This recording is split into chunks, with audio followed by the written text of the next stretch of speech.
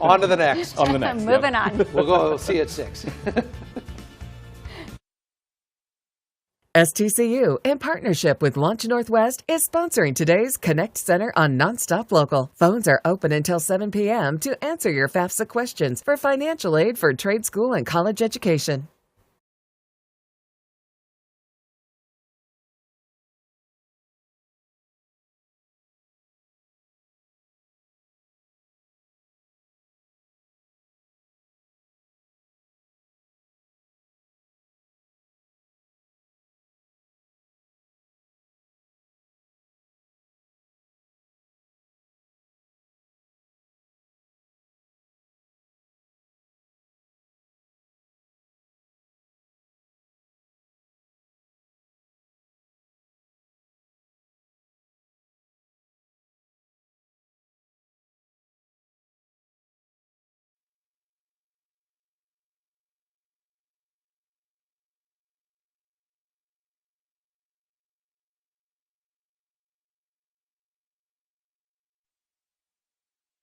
STCU, in partnership with Launch Northwest, is sponsoring today's Connect Center on NonStop Local. Phones are open until 7 p.m. to answer your FAFSA questions for financial aid for trade school and college education.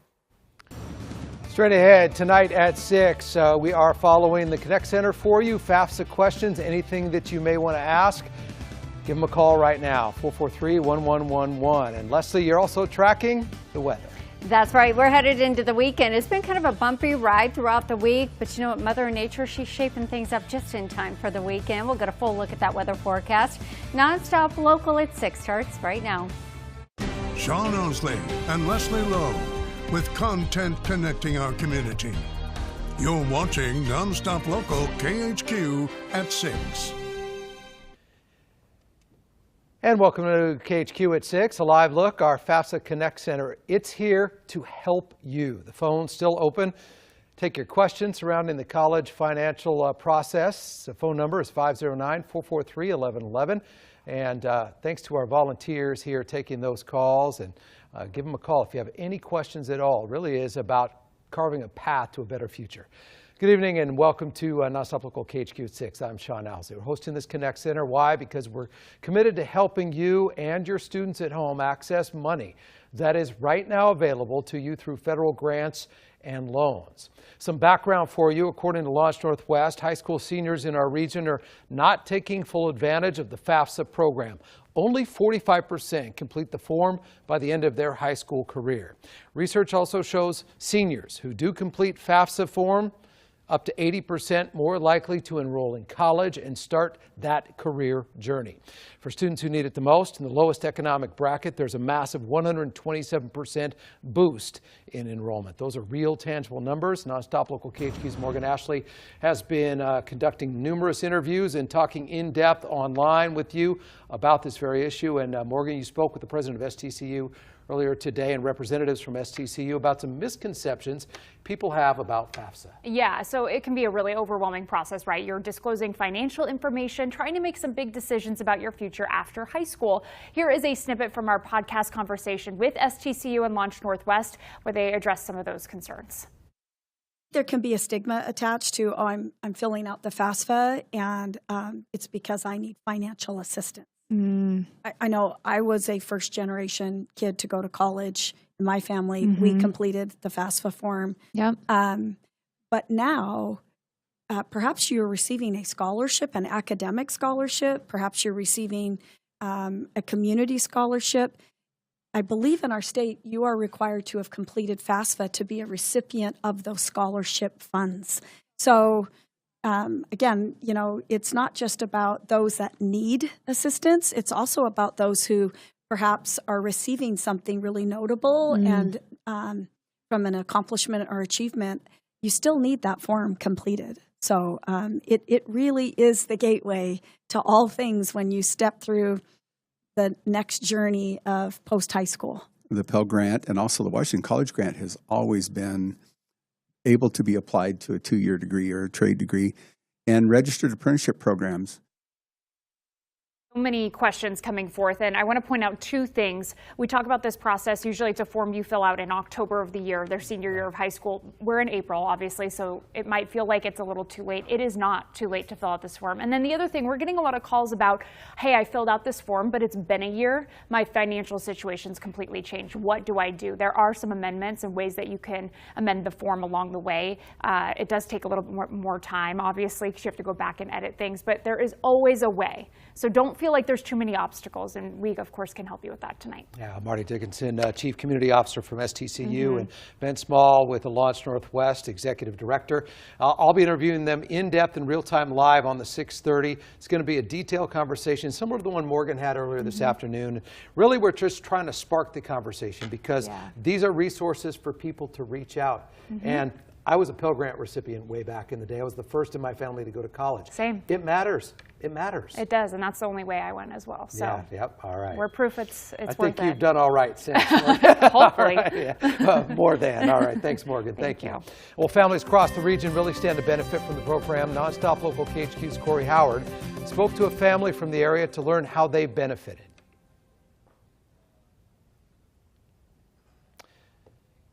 And we'll have Corey's report coming up at 6:30. You know, it's a live broadcast, folks. Sometimes things work, sometimes things do not. Wonky. You know who always works? Leslie, working for a living. I was like, wait for it. Come on, Corey. Wait for it. Oh. Corey, where are you, Corey? Where are you? Yeah. That's okay. You're stuck with me right now. I'm going to take that, and I've succeeded with that. We have some good news for you. I do have good news, especially after this rocky ride throughout the week weather-wise. So we do have some changes that are on the way. Today, we hit daytime highs that were 10 degrees below our average for this time of the year. So 47 degrees, that was our high. It's been a little bit breezy throughout the day as well, which makes those temperatures feel a little bit colder than they are. And then overnight lows also below our averages. In fact, we're looking for frosty conditions once again as we get into the overnight sunset tonight at 7:41. Satellite radar, you can see everything starting to kind of shear apart. We've got a few spotty showers over towards north central parts of Idaho, moving over towards western Montana. Just a little bit of light activity up towards Bonners Ferry, Sandpoint, and the Rathdrum Prairie. But again, everything does clear out as we head overnight tonight. But again, we're setting things up for chilly temperatures. Freeze warnings remain in place for the Columbia Basin up through the Yakima Valley, Kittitas County, and parts of the Cascade Valleys. It extends now into the LC Valley. Overnight lows are going to dip down into the mid to upper 20s and 30s throughout the overnights tonight. So again, bundle up, cover up those sensitive plants if you've got them out there, or vegetation at all. And then there's a nice warm up on the way. I did promise you some good news, so I do have it. So stick around for my 7-day forecast. Well, you have to. You can't go anywhere. You want the live forecast from me? Yes. We've lost teleprompter, so we're going to go old school. I like it when we go, well, kind of like it when we go old school. It makes our brains work a little harder. As long as it's not antique school. Yes, right? we don't like that. All right. Well, we are following breaking news. A Pend Oreille County Superior Court judge moving all the elements of a lawsuit on Washington State stiffening law enforcement leadership requirements to Thurston County. Heidi Miley joins us now with this report, and you listened in to what happened, what was decided. Well, first, all the elements are moving over to Thurston County. That's where Olympia is. That's where our state capital is, and a lot of business is conducted. I promised to talk about the loyalty oath elements this half hour. First off, these attorneys had hoped that this judge would speed up the proceedings and maybe even rule on a preliminary injunction, temporarily halting this law from going into effect. But one big element that came out today are the sheriffs who filed this lawsuit's concerns over them taking the oath of loyalty. They say that the wording of the new law is so vague and so wide open that they could be unknowingly and unintentionally perjuring themselves because it could be interpreted different ways. Here's what the attorney for the sheriffs said, and then right away you'll be hearing the response from the state attorney general's office. And they have to swear under penalty of perjury that they will submit to this of any of their speech going back not temporally limited. And if you read it, if you read what it says, that includes the gender identity, a number of issues that would be inconsistent, and a number of issues would be inconsistent with most of the religious faith of most of the Abrahamic traditions in this country. Many people would attend churches that teach something that would be directly contradicted by this whack. Well, but has that happened so far? But that's, Your Honor, that's not respectfully, it's not the test under the First Amendment. The test under the First Amendment under Orion's, it's not whether it's happened so far. It's that you can't you can't force somebody as a condition for filing to public office. We gave the example in our brief that if it were discovered that a sheriff were a grand wizard in the Ku Klux Klan, that would obviously qualify as an affiliation with an extremist organization and would obviously undermine public confidence in the sheriff's office. And I'm not sure if I understood the other side's reply, but I think they're saying even that would not be a basis on which the Criminal Justice Training Commission could take action. And that is just obviously wrong under a host of case law that I can cite, Your Honor. But the point is, for today's purposes, Your Honor, there is no emergency that would call on you to rule despite transferring. Yeah, so the attorneys for the sheriff there were contending that the parameters that an appointed board would use to maybe say that a sheriff or a police chief had something unacceptable in their past are just too vague. Now, also, the judge moved everything to Thurston County, so that judge did not speed up the trial and did not rule on that possible preliminary injunction, saying that all of that should be consolidated and happen in the same court, and decisions could be made by May 1st. Of course, we will continue to track this case. In studio, I'm Heidi Miley. Heidi, thank you. A local aerospace manufacturing company using their technology to support national defense and international aircraft through a new partnership with the Air Force Research Lab. Now, the staff at the company, Advanced Thermoplastic Composites, or ATC, tells NonStop Local KHQ's Noah Bolter more jobs will soon be coming right here to our region.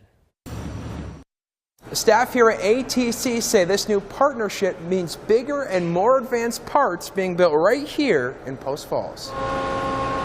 Those same staff say they use modern technology to create high-performance materials with high strength at a low weight and a fast production time. This partnership with the Air Force Research Lab and with other third-party companies means Post Falls employees will build parts they never could have before, intended for use all across the world of aerospace, but specifically in commercial and defense using thermoplastics. You know, the aircraft industry and defense, there's a demand for lots of vehicles and lots of aircraft. So if you look at Boeing and Airbus, they're wanting to produce lots of planes every month. And in order to do that, you have to be able to scale. And thermoplastics allows you to scale at a very high rate. Staff at ATC say these new parts could be on your plane in the next 5 to 10 years, but their goal is that they'll be on them sooner. In Post Falls, I'm Noah Bolter, NonStop Local. Well, this is a major contract, as you would imagine, valued just under $7 million. Should allow ATC to more than double the 100 jobs they currently offer over the next 3 to 5 years, we're told. We're counting down to Bloomsday, and we're excited to bring you the race live on SWX. Here's the official countdown clock. 16 days of training, although the day or two before the race, you're supposed to rest and relax and gear up for game day. One of our favorite participants, though, may not be able to participate this year, our Tim Adams we're talking about.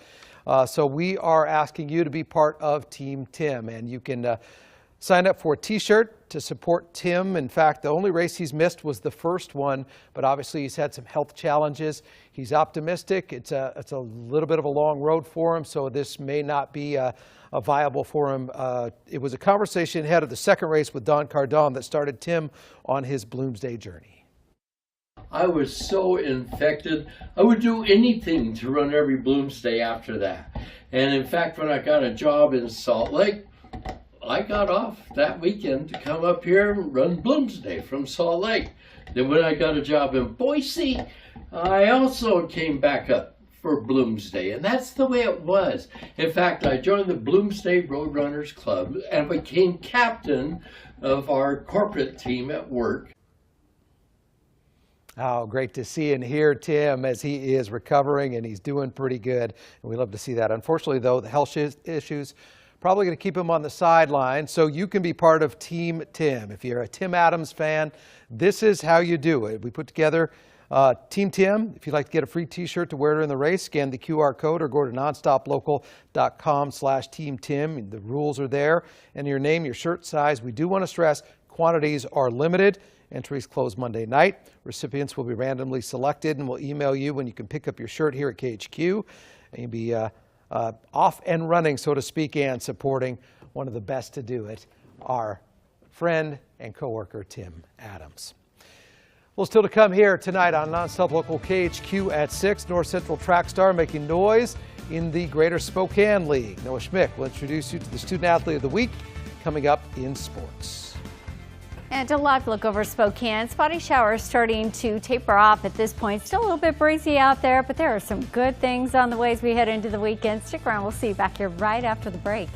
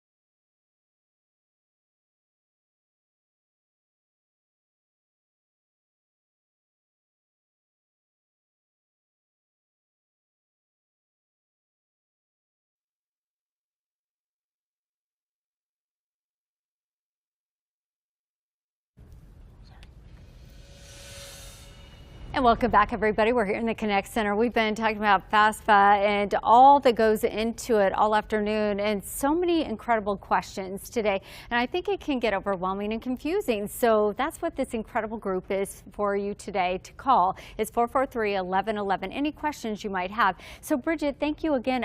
Let's talk about age and the restrictions there, and are there any?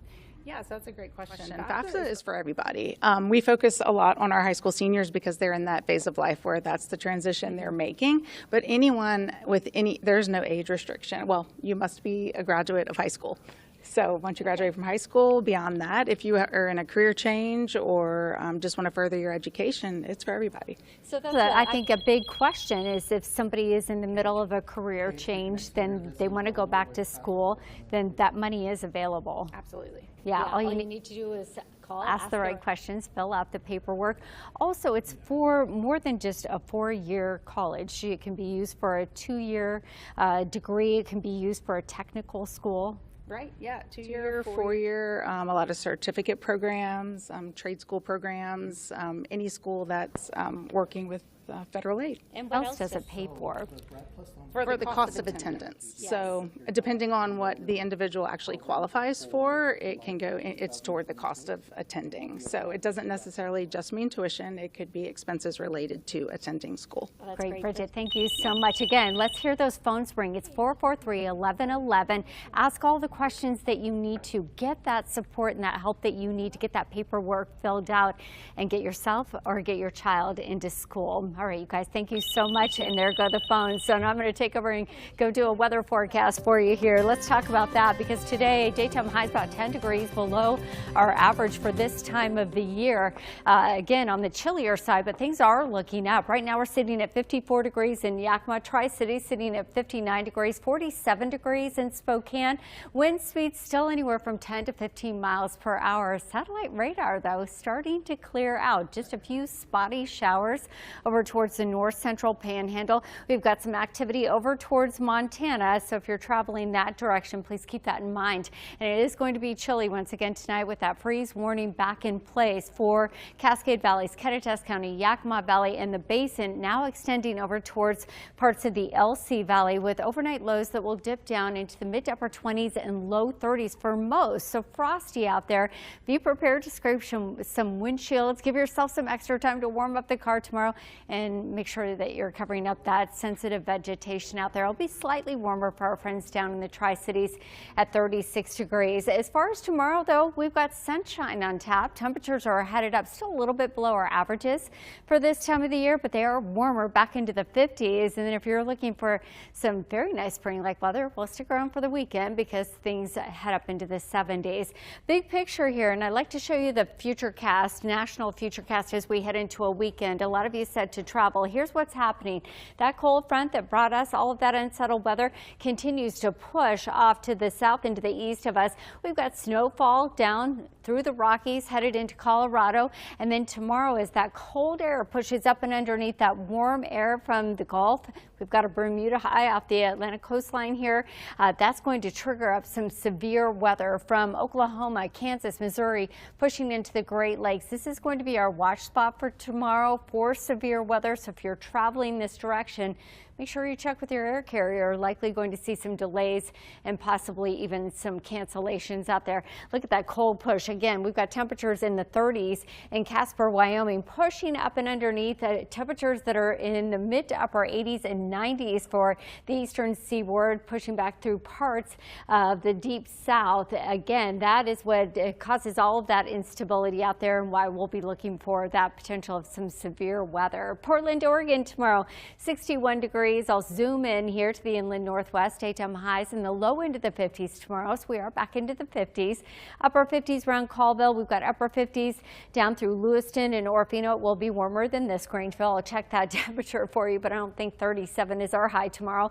And then you can see those daytime highs back into central Washington, mid to upper 50s and 60s. In fact, 62 degrees expected tomorrow in the Tri-Cities. Extended forecast. I promised you a warm up. Here it is as we head into Sunday. Our temperatures head into the 70s, mid 70s by Monday. I think I feel cold coming on at this point. And then we've got that next cold front that'll move in midweek. That'll take our temperatures back down and bring in our next round of unsettled weather. We'll take a break. See you back after this.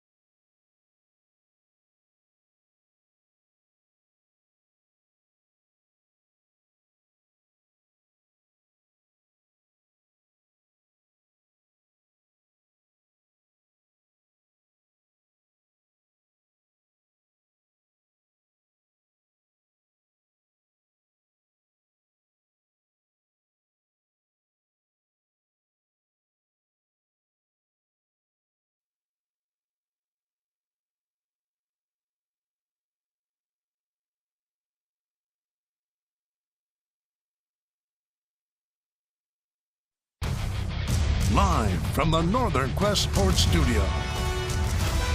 This is SWX NonStop Local Sports. This week's Student Athlete of the Week comes to us from North Central High School. I talked with a senior Wolfpack leader who's out running the competition both on the track and in the classroom. April showers can't slow down North Central senior Marley Spencer. In the winter, it's not fun at all. So the perfect spring middle ground is what I like. Even when the weather takes a turn for the worst, Marley is still at her brightest. My GPA is a 4.395, so close to a 4.4, but not quite there yet. I have made it to districts every year I've done track, and then I made it to state in our 4x4, which was so fun. It was great going with a team and a group of people my sophomore year, and then my junior and senior year I've been trying to go to state for the open 400. And on top of her goals and aspirations, Marley has taken on a leadership role for the Wolfpack. She does all the pre-meet stuff. She knows the routine, the stretching, the laps, the mental aspect of the event, and so she can kind of de-escalate some of the nerves of some of the young kids, because we have a really young group this year, real close to 30 freshmen, so she does a really good job of leading the young ones. And when her time is up at NC, she'll head to San Diego State for college, which might be a bit warmer for her liking. That is exactly why I'm there. 70 degrees and sunny sounds perfect. And I'm going into marketing, and then I'm minoring in environmental science, so I can do marketing for sustainable companies and stuff like that. At North Central, I'm Noah Schmick, SWX. The STEM Student Athlete of the Week is made possible thanks to ICCU. Well, first off, congrats to Marley. Second off, we shot that on Tuesday, the story. It was just downpouring, and she was a trooper. She's like, oh, I'll do some sprints for you. Yeah. I was like, thanks, Marley, appreciate it. Made out of tough stuff there, obviously. Yeah, of course. Yeah, great story. Great to highlight her. All right, awesome. Noah, appreciate it. Thanks, Sean. Here's what we're working on for the 6:30, our 360 coverage, a detailed live conversation on FAFSA. Should you reach out and apply? You might be surprised at the doors it would open, and we'll share the story of two siblings that found out just how many doors filling out that form opened for them. Real story with deep impact. NonStop Local 6:30 and 60.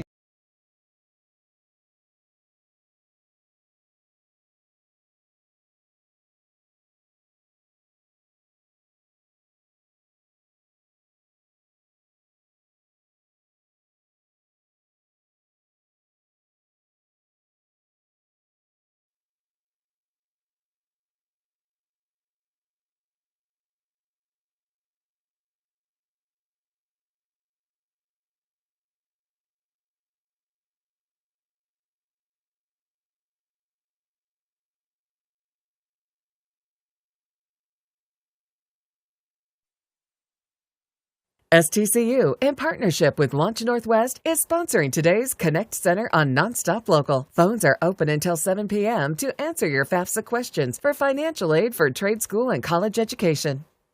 Sean Osley with in-depth 360 coverage of content connecting our community.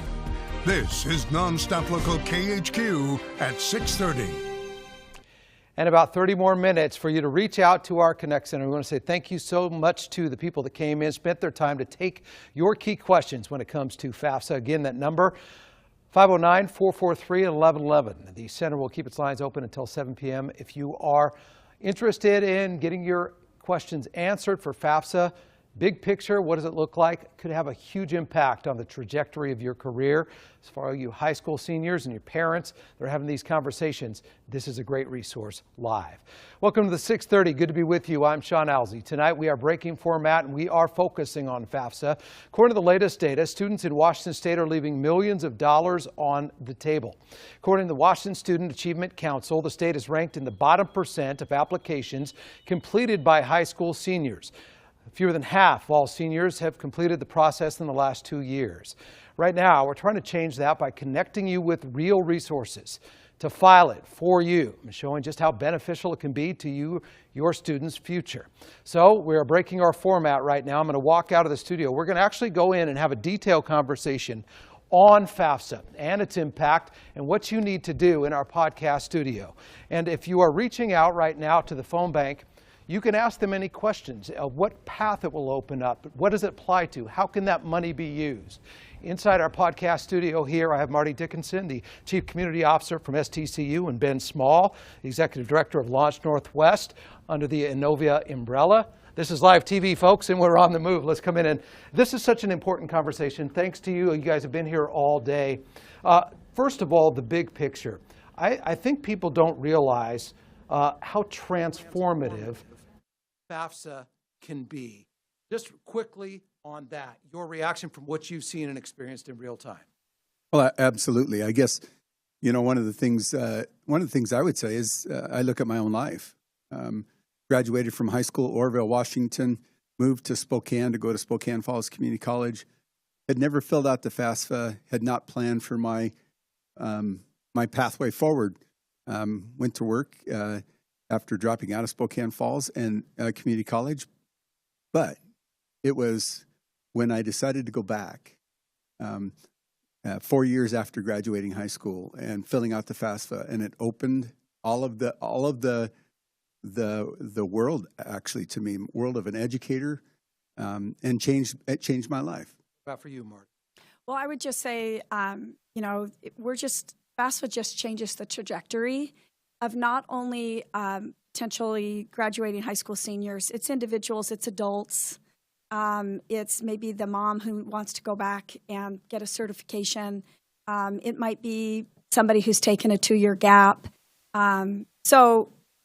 This is important work, Sean, because it's changing trajectory of individuals, but it's also changing trajectory of our community.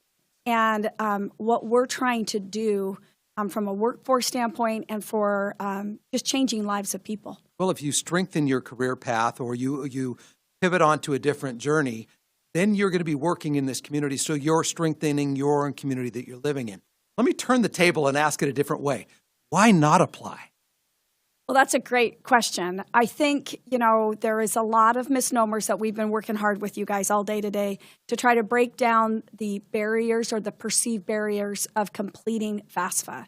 And this is just simply, you are committing to nothing if you complete this form.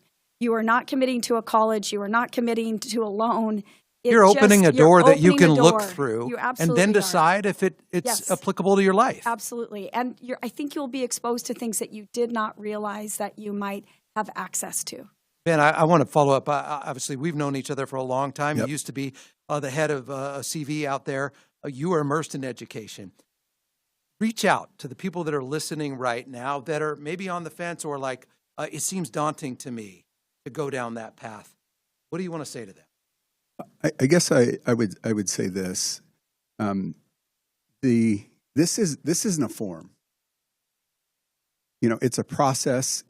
And its truth is a form, but in its entirety, it is the key that unlocks so many of our young people's future.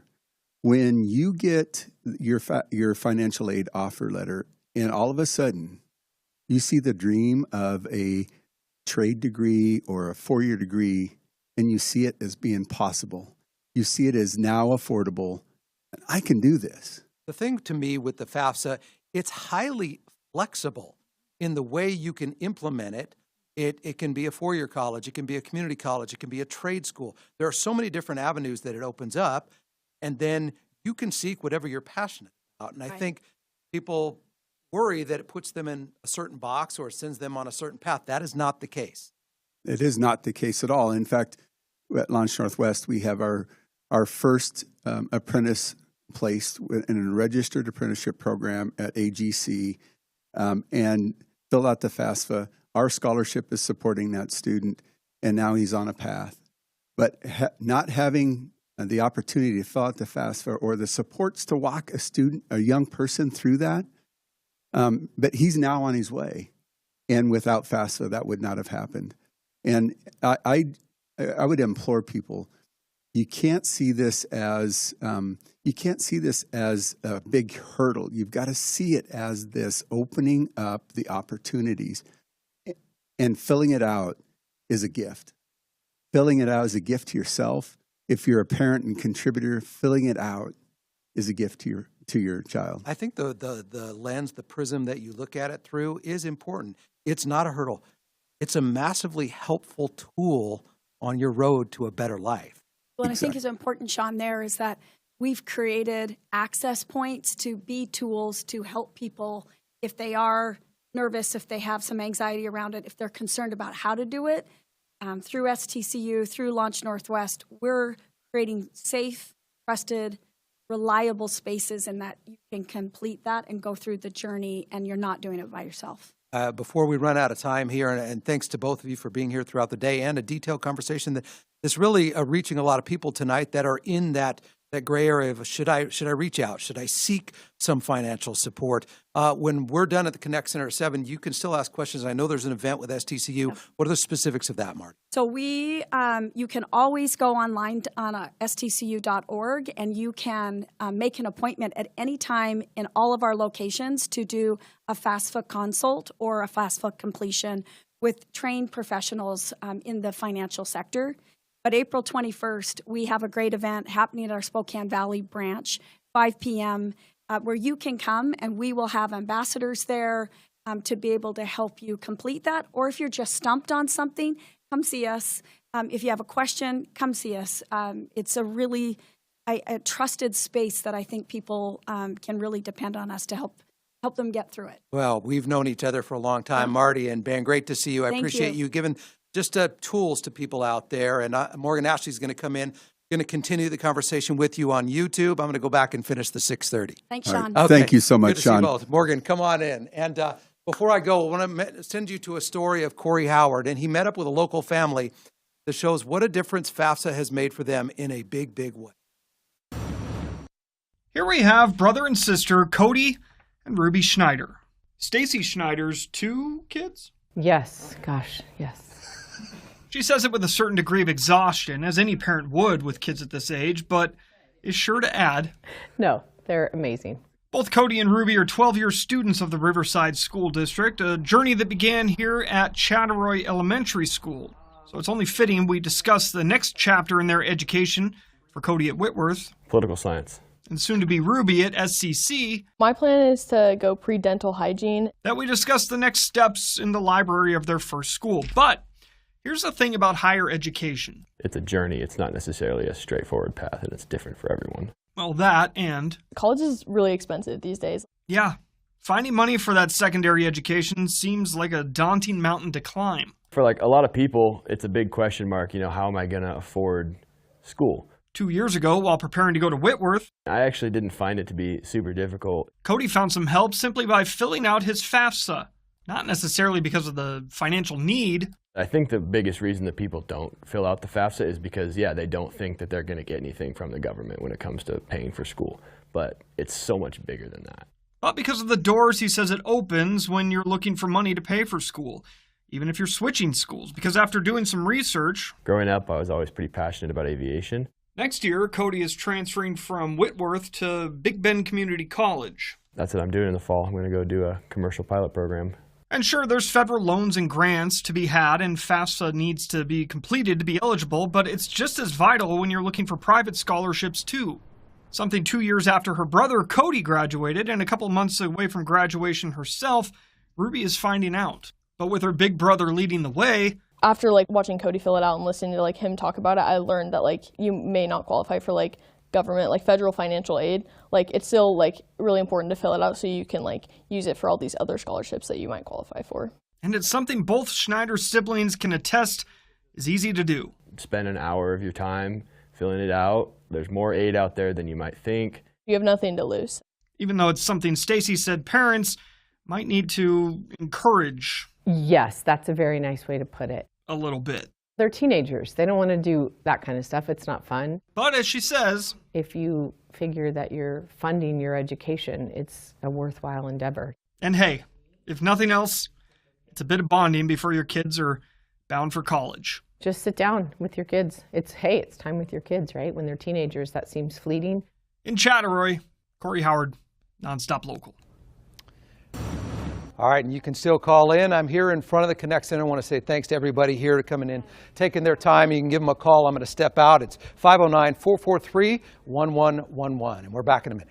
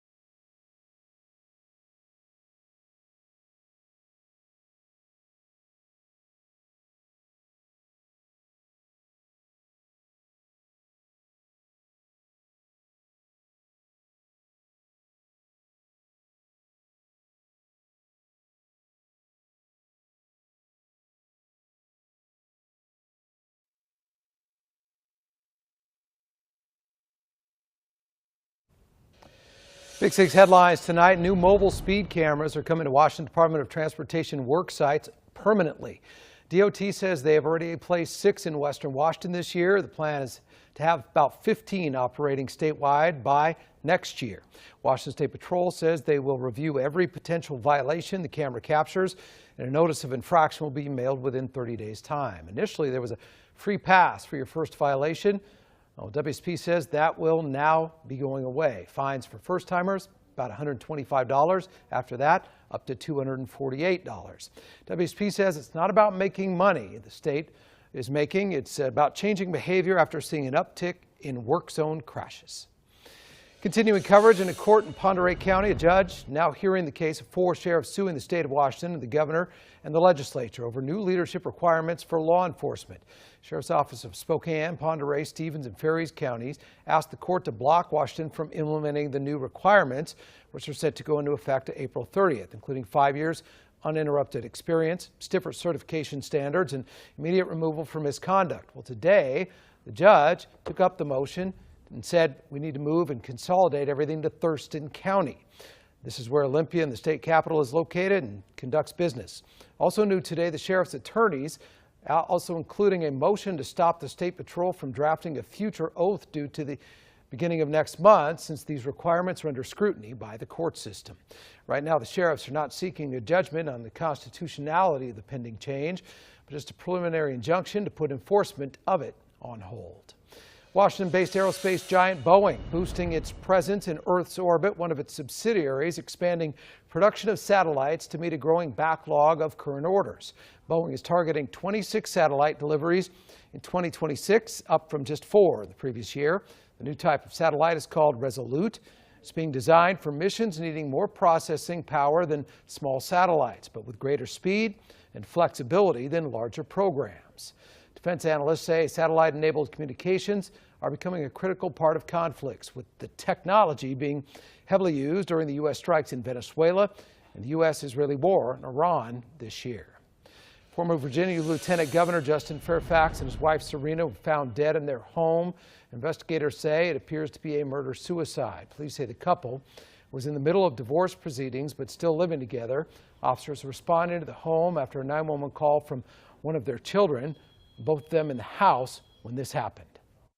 Former Lieutenant Governor Justin Fairfax shot and killed his wife inside of their home. After Justin shot and killed his wife, he runs upstairs in the home and into the primary bedroom, apparently, and shoots and kills himself.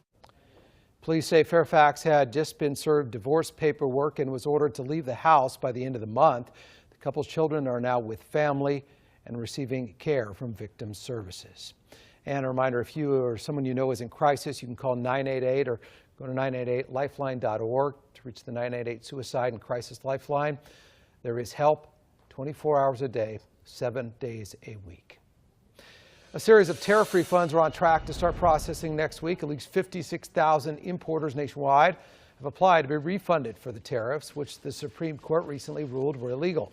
Trade attorneys say it's still possible for the Trump administration to file an appeal on that ruling, but seems increasingly unlikely as court filings indicate an April 20th starting date for the refund program. It's expected that businesses and importers will receive about $127 billion in total tariff refunds. Today, some long-awaited movement in the disappearance case of Nancy Guthrie. ABC News reporting that a piece of potentially critical DNA evidence was recovered inside the home. It's being analyzed with state-of-the-art technology by the FBI right now. Sources say that the sample was sent from a private lab in Florida, which is contracted with the Pima County Sheriff's Department. The sample was collected in February and has traveled across the country before landing in Washington, D.C. The Sheriff's Office also said that as many as 5 other labs around the country are working on this case. It has been 75 days since Nancy Guthrie was abducted from her Tucson area home. Checking that forecast, and you know, it's been a little gloomy, a little precipitation. You're never gloomy, and you have some good news on the horizon. I'm never gloomy. That was so nice. Well, I mean, everyone, we have our 1% days around here. Let's be real. All of us do. We do. You know what, though? I'm about to make everybody smile. If you've been looking for some good weather, well, Mother Nature is about to hand it to us. We got to get through tonight, though. It's going to be another chilly one out there. Mid to upper 20s and low 30s expected throughout the overnight hours. Just slightly warmer down through the Tri-Cities at 36 degrees. As far as our futurecast goes, you can see this cold front starting to push to the south into the east of us. It's going to drop some snow down through the Rockies. But as that cold air does continue to shift off to the east of us, it's going to ride up and underneath the warm, moist air coming in off the Gulf. And that fires up the potential of some severe weather. In fact, this is late tomorrow afternoon, early evening from Oklahoma all the way up into the Great Lakes. You can see that line there. Potential for severe thunderstorms, tornadic activity expected along with this as well. So please, if you're traveling, check with your air carrier before you head out the door. There's that severe threat. You can see it right there. So that continues through our day tomorrow, and again, likely through parts of our day on Saturday. Look at the transition, though. The temperature difference here, Casper, Wyoming is 35 degrees. And again, riding up and underneath the temperatures that are sitting right there in the mid to upper 80s and 90s for the eastern seaboard, pushing back into the southeast over towards Texas at 85 degrees in Dallas. And again, much cooler air in this pocket here, extending all the way up into the Pacific Northwest. Our highs tomorrow at 53 degrees. We're out of the 40s. We're a little bit warmer, 52 degrees in Coeur d'Alene. We've got Omak at 56 degrees, upper 50s around Orofino, and back into Lewiston. We've got temperatures from Wenatchee all the way down through the Tri-Cities, mid to upper 50s and 60s expected. It only gets better from here. 7-day forecast. We head into the 70s by Sunday, mid 70s expected into Monday, so above our averages for this time of the year. We'll hold in the 70s through Tuesday. Next cold front moves through, and then that will usher in some cooler temperatures in our next round of unsettled weather. All right, we'll take a quick break. Sean will be right back on the 6:30 after this.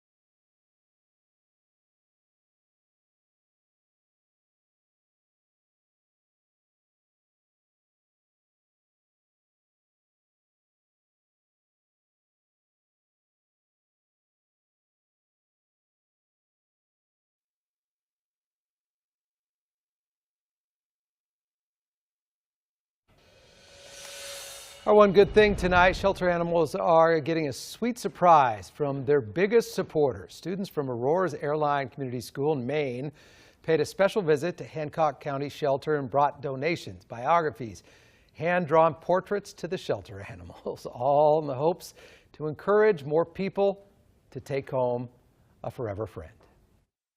We all love our animals. We do the best we can with write-ups, but to see them from that young, enthusiastic standpoint is just fantastic, and hopefully it'll liven things up a little bit. There we go. I think that it's very important that kids get exposure to animals and learn the right way to do it, so that way we can prevent any accidents. And the pets got a refresh on their kennel decor, and the kids got to learn more about the care and keeping of animals. So much fun. That's a wrap on the 6:30. Thanks for being with us tonight. I will see you next week. Take care, everybody.